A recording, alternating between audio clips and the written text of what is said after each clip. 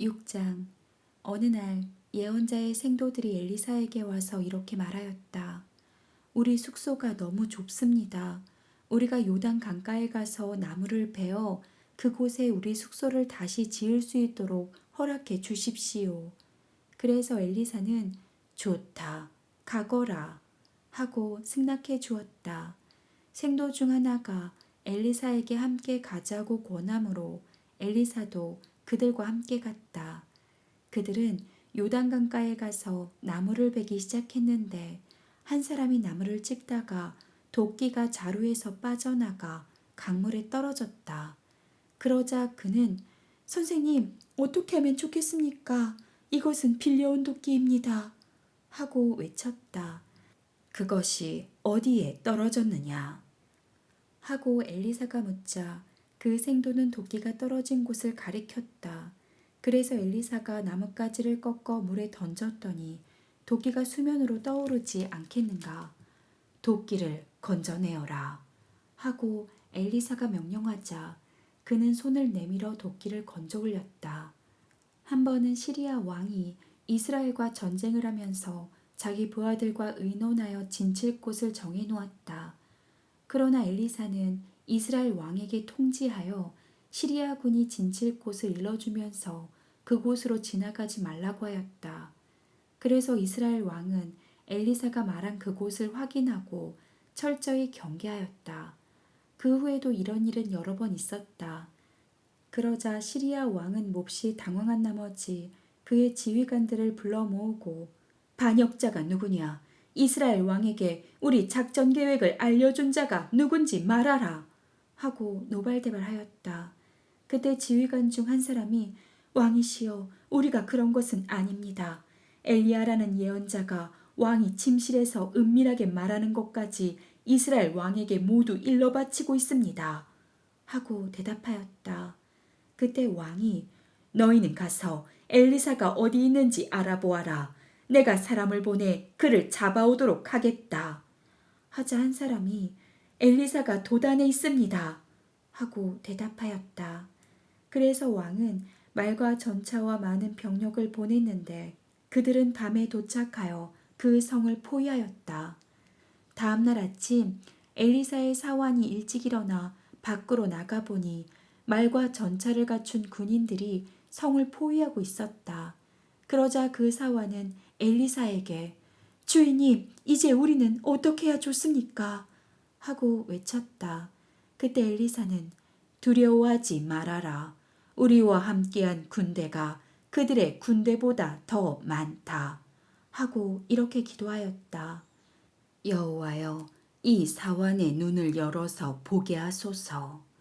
그래서 여호와께서는 그 사환의 눈을 열어주셨는데 그가 보니 불말과 불수레가 온 산에 가득하여 엘리사를 둘러싸고 있었다. 시리아군이 공격해 올 때 엘리사가 여호와여, 저 사람들의 눈을 어둡게 하소서 하고 기도하자 여호와께서 그들의 눈을 어둡게 하셨다. 그때 엘리사가 그들에게 말하였다. 너희는 길을 잘못 들었다. 이곳은 너희가 찾는 성이 아니다. 나를 따라오너라. 내가 너희를 안내하여 너희가 찾는 그 사람에게 데려다 주겠다. 그러고서 엘리사는 그들을 사마리아로 데려갔다. 그들이 사마리아 성에 들어갔을 때 엘리사가 여호와여, 이 사람들의 눈을 열어서 보게 하소서 하고 기도하자 여호와께서 그들의 눈을 열어주셨다. 그러자 그들은 자기들이 사마리아 성 안에 와 있는 것을 알게 되었다. 이스라엘 왕은 시리아군을 보고 엘리사에게 내가 이들을 죽일까요? 하고 물어보았다. 그러자 엘리사가 그건 안 됩니다. 칼과 활로 생포한 전쟁 포로도 아닌데 어떻게 죽일 수 있겠습니까? 음식을 주어 먹고 마시게 한 다음 그들의 왕에게 돌려 보내십시오. 하고 대답하였다. 그래서 왕이 그들을 위해 큰 잔치를 베풀자 그들은 실컷 먹고 마신 다음 자기들의 왕에게 돌아갔다. 그 이후로 얼마 동안 시리아군은 이스라엘을 침략하지 않았다. 얼마 후에 시리아의 벤 하닷 왕이 자기의 전 군대를 이끌고 와서 사마리아 성을 포위하였다. 그 결과 성 안에 식량이 부족하여 당나귀 머리 하나 값이 은 912g이었고 비둘기똥 한 홉에 은 약 34g이었다. 어느 날 이스라엘 왕이 성벽 위로 걸어가자 한 여자가 외쳤다. 임금님, 좀 도와주세요. 여호와께서 도우시지 않으시면 어떻게 내가 너를 돕겠느냐. 나에게는 너를 먹일 곡식이나 포도주가 없다. 그런데 무슨 일이냐. 일전에 이 여자가 하루는 내 아들을 잡아먹고 다음 날은 자기 아들을 잡아먹자고 제의하기에 우리는 먼저 내 아들을 삶아 먹었습니다.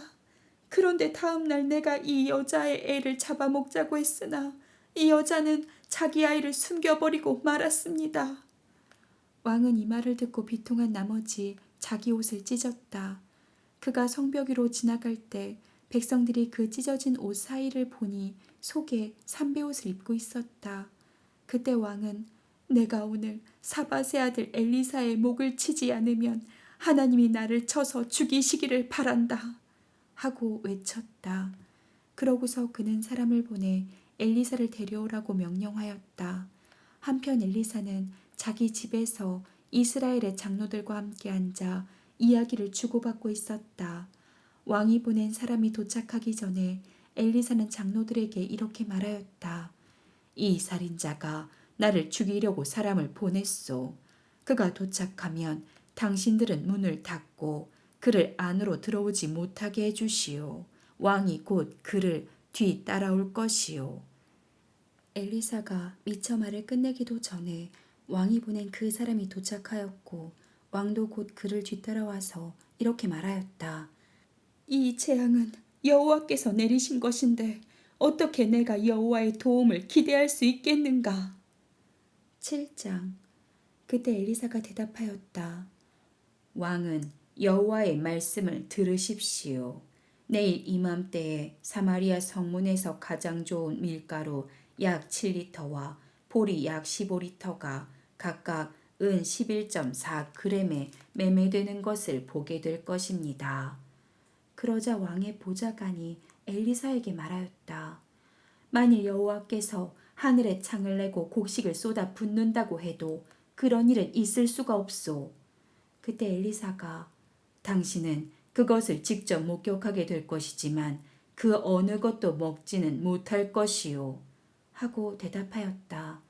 사마리아 성문 입구에 문둥병자 4사람이 앉아서 서로 이렇게 말하였다. 무엇 때문에 우리가 여기 앉아서 죽을 때까지 기다려야만 하겠느냐.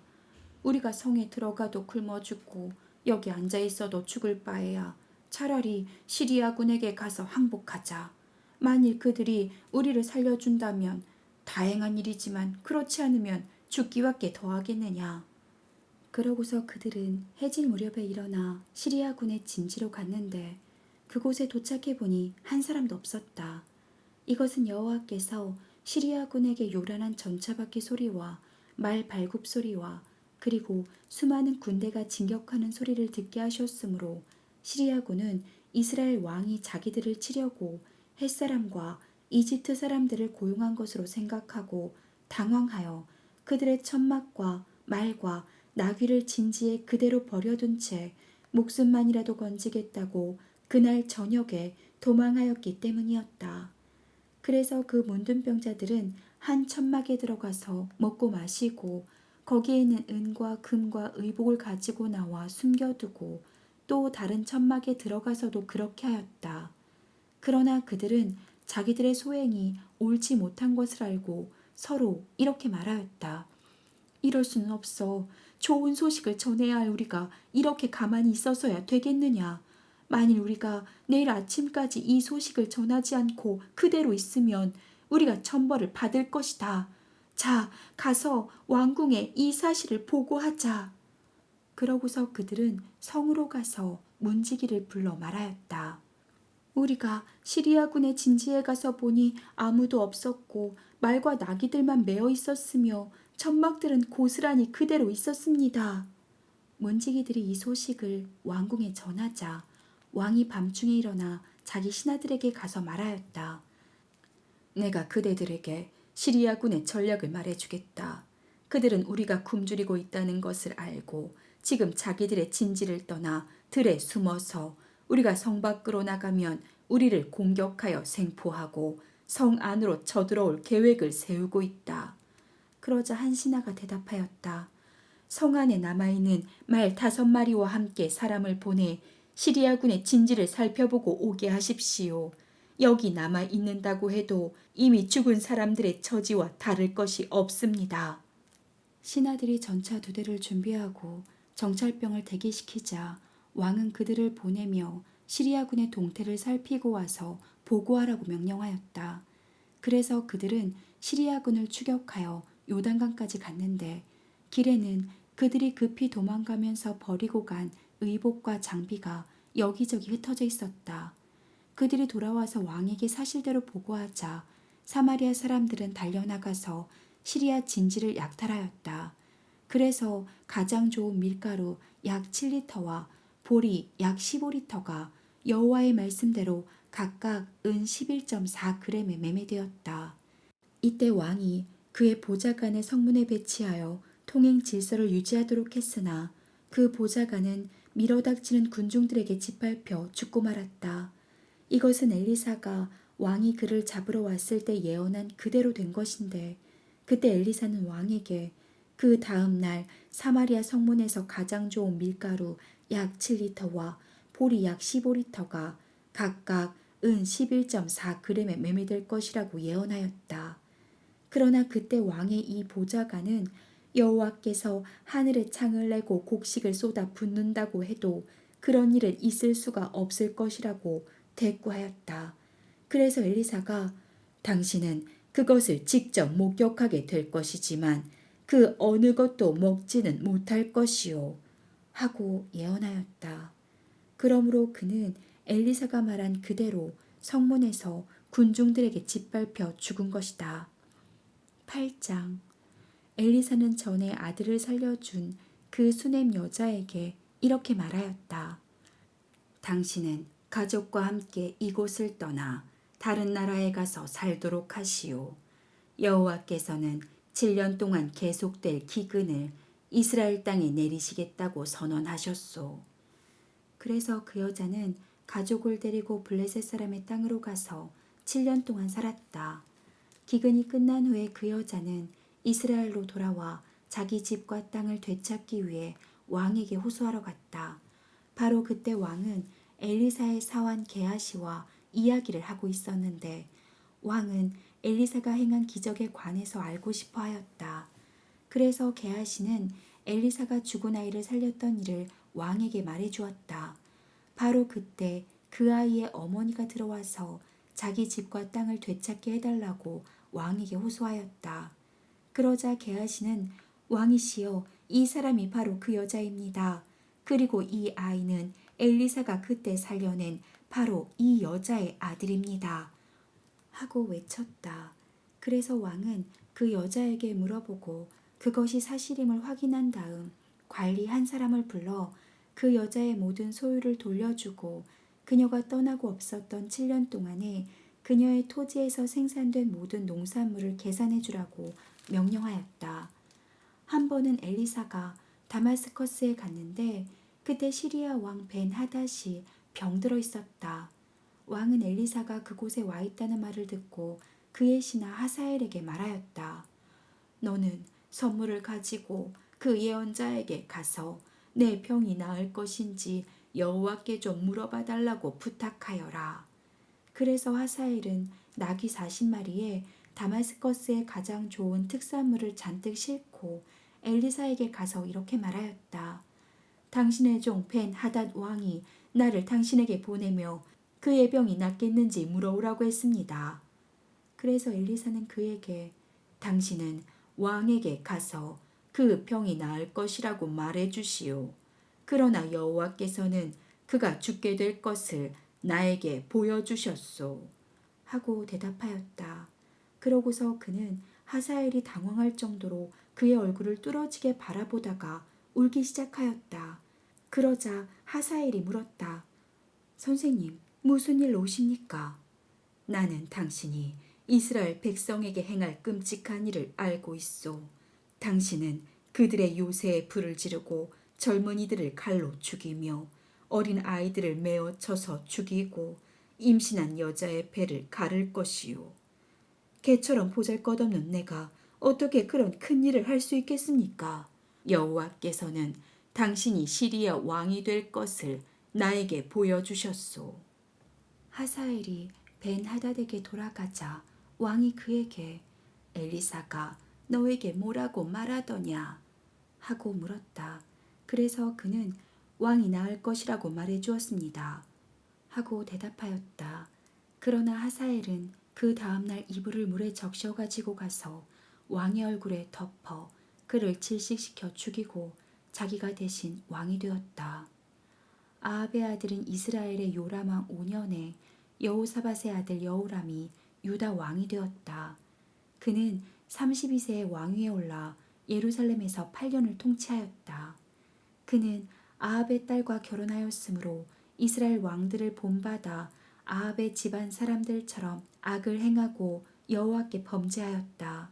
그러나 여호와께서 유다를 멸망시키려고 하지 않았던 것은 다윗에게 그 후손들이 계속 나라를 다스리게 해주시겠다고 약속하셨기 때문이었다. 여호람이 나라를 다스릴 당시 에돔이 유다의 반기를 들고 자기들의 왕을 세웠다. 그래서 여호람이 모든 전차를 이끌고 사일로 갔으나 그들은 즉시 에돔군에게 포위를 당하고 말았다. 그가 야함을 틈타 포위망을 뚫고 도망하자 그의 부하들은 사방 흩어져 모두 자기 집으로 돌아가 버렸다. 이때부터 에돔은 유다의 속박에서 벗어나 독립하였고 이와 때를 같이하여 림나도 반란을 일으켰다. 그 밖에 여호람이 행한 모든 일은 유다 왕들의 역사책에 기록되어 있다. 여호람은 죽어 다윗성에 있는 조상들의 묘에 장사되었고 그의 아들 아하시아가 왕위를 계승하였다.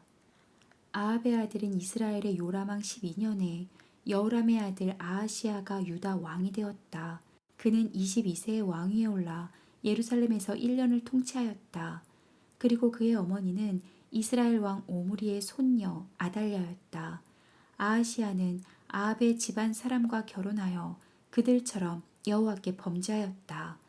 그는 이스라엘의 요람 왕과 합세하여 길르앗을 라못에서 시리아의 하사엘과 격전을 벌였는데 그 전투에서 요람 왕이 부상을 입어 치료하려고 이스라엘로 가자 아하시아 왕은 그곳으로 가서 그를 문병하였다.